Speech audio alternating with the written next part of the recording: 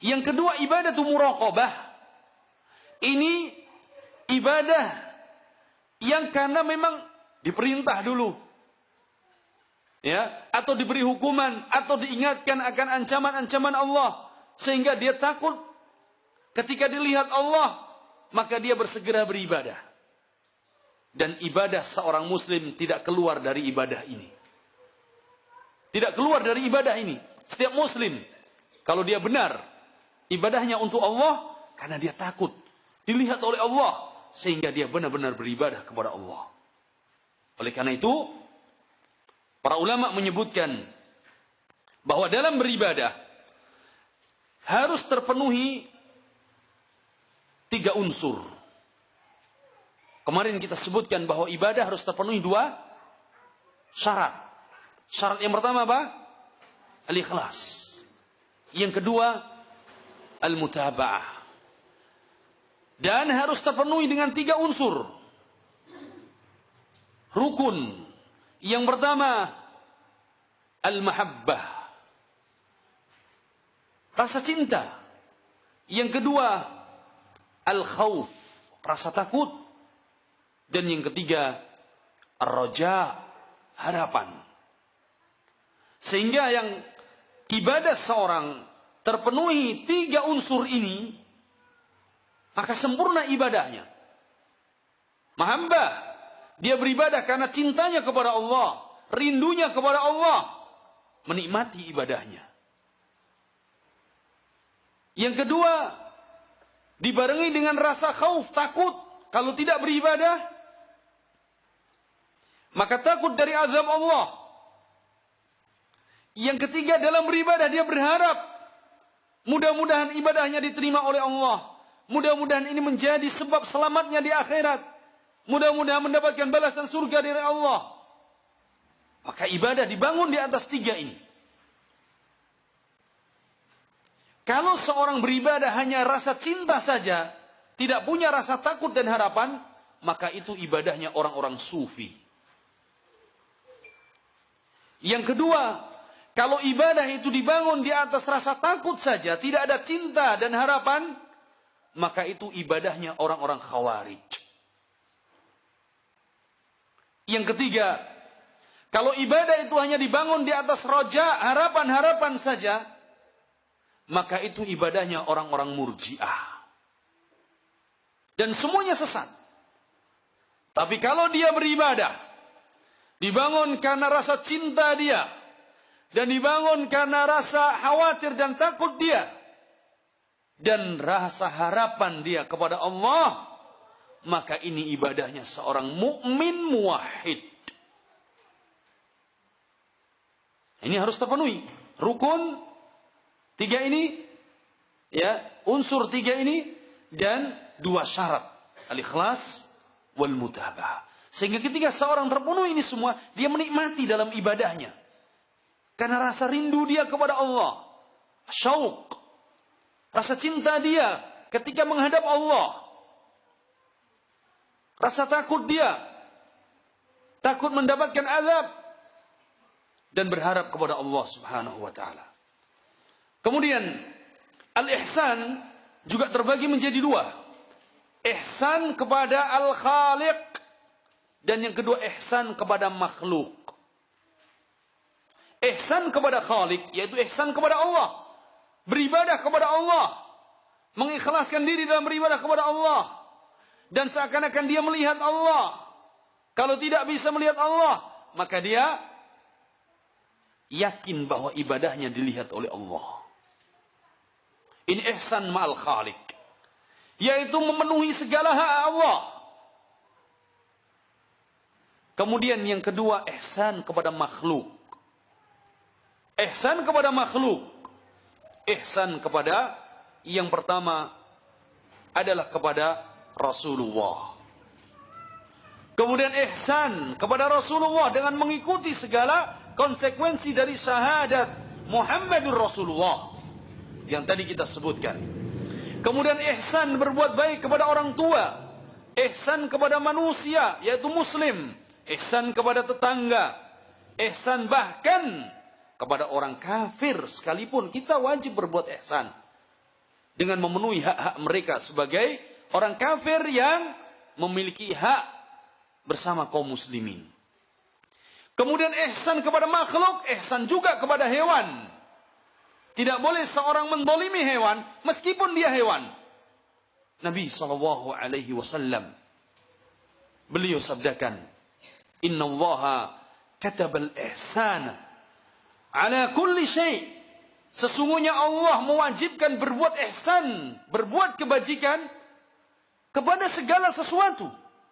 Bahkan kepada hewan sekalipun. Tidak boleh seorang menyakiti hewan tanpa dibenarkan. Apalagi menyakiti manusia. Apalagi menyakiti seorang muslim. Maka muslim yang baik, dia benar-benar muhsin, berbuat baik kepada Allah dan berbuat baik kepada makhluknya. Kemudian yang terakhir, wad dalilu minas sunnah.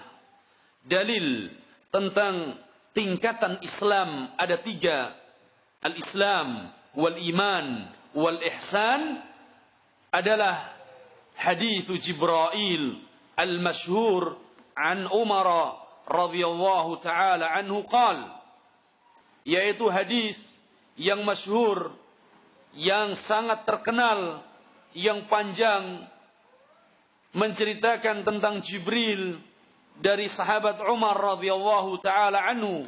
Beliau berkata, "Bainama nahnu julusun 'inda Rasulillah sallallahu alaihi wasallam dzata yaumin." Ketika kami sedang duduk bersama Nabi pada suatu hari, ketika kami sedang duduk bersama Nabi, ittala alaina rajulun syadidun bayadhith thiyab. Datanglah kepada kami seorang yang syadidun bayadhith thiyab, pakaiannya putih bersih. Putih bersih, ya, tidak ada tidak ada kotorannya sedikit pun. Putih bersih, bayadh thiyab. Syadidu sawadis sya'ri, rambutnya hitam. Hitam, rapi. La yura alaihi atharus safar, wala ya'rifuhu minna ahad. Rambutnya hitam, rapi, tidak nampak darinya ada bekas perjalanan safar. Kalau orang safar, datang dari safar, kelihatan wajahnya penuh dengan debu. Hari ini penuh dengan knalpot, asap. Kalau di Arab penuh dengan debu padang pasir, rambutnya compang-camping. Tapi ini tidak nampak sedikit pun. Rapi, bersih. Wala ya'rifuhu minna ahad. Dan di antara para sahabat yang ada di majelis Nabi tidak ada yang mengenalnya. Siapa fulan ini? Orang asing. Kalau orang asing datang berarti dia datang dari safar. Tapi ini tidak dikenal. Hatta jalasa ila Nabi sallallahu alaihi wasallam fa asnada rukbatayhi ila rukbatayhi. Ketika dia sampai kepada Nabi, maka dia sandarkan, ya, dia sandarkan lututnya kepada lutut Nabi dan dia letakkan tangannya di atas kedua pahanya. Wa qala, kemudian dia bertanya, "Ya Muhammad, akhbirni 'anil Islam." Ia bertanya, "Wahai Muhammad, kabarkan kepadaku, apa itu Islam?" Orang ini bertanya dengan kata-kata "Ya Muhammad." Para sahabat bertanyanya, "Ya Rasulullah, ya Nabi Allah." Kata para ulama, ini bisa jadi panggilan ketika belum turun ayat. Ayat yang Allah sebutkan, jangan kalian memanggil Rasulullah dengan sebutan nama sebagaimana kalian memanggil sebagian yang lainnya. Hei fulan, kita panggil ya Rasulullah, ya Nabi Allah. Dia tanya tentang Islam, maka kata Nabi SAW, "Al-Islam an tashhada an la ilaha illallah wa anna Muhammadar Rasulullah wa tuqimus salah wa tu'tiyaz zakah wa tasuma Ramadan wa tahujjal bait in istata'ta ilaihi sabila." 5 rukun Islam yang kita jelaskan tadi. Nabi menjawabnya, Islam adalah 5 rukun Islam. Qala sadaqta. Orang ini mengatakan, benar apa yang engkau jawab. Fa'ajibna lah yas'aluhu wa yusaddiquh. Kata Umar, kami heran. Ini orang bertanya, tapi ketika dijawab dia benar, membenarkan. Ini siapa? Bertanya, kemudian dia membenarkan. Qala fa'akhbirni 'anil iman. Kemudian dia bertanya lagi, kabarkan kepadaku apa itu iman? Qala an tu'mina billah wa malaikatihi wa kutubihi wa rusulihi wal yaumil akhir wa tu'mina bil qadari khairihi wa syarrihi. Nabi menjawab, iman adalah rukun iman yang berapa? Yang 6 tadi. Qala sadaqta. Kata orang ini, ya benar apa yang kau jawab. Qala fa akhbirni 'anil ihsan. Kemudian dia bertanya lagi yang ketiga, kabarkan kepadaku apa itu ihsan? Qala an ta'budallaha ka'annaka tarah, fa in lam takun tarah, fa innahu yarak. Al-ihsan kata Nabi, engkau beribadah kepada Allah seakan-akan Allah, engkau melihat Allah, dan jika tidak bisa maka yakinlah Allah melihatmu. Qala fa akhbirni 'anis sa'ah. Kemudian dia bertanya yang keempat, kabarkan kepadaku kapan hari kiamat akan bangkit. Qala mal mas'ulu 'anha bi'alama minas sa'il. Kata Nabi, orang yang bertanya maka dia lebih tahu daripada yang ditanya. Karena Nabi akan mengerti atau Nabi akan tahu kapan hari kiamat setelah dapat wahyu. Dan yang membawa wahyu ini yang bertanya. Maka kata Nabi, orang yang bertanya tentu lebih tahu daripada yang ditanya kapan hari kiamat bangkit. Ini menunjukkan bahwa Nabi saja tidak tahu kapan hari kiamat bangkit. Tapi Nabi menjelaskan hari kiamat bangkit pada hari Jumat. Adapun kapan Jumatnya, maka kita tidak tahu. Qala fa akhbirni an amaratiha. Orang ini bertanya lagi kelima. Kabarkan kepadaku apa tanda-tanda hari kiamat. Qala an talidal amatu rabbataha. Yang pertama, seorang budak wanita melahirkan tuannya. Seorang budak wanita melahirkan tuannya.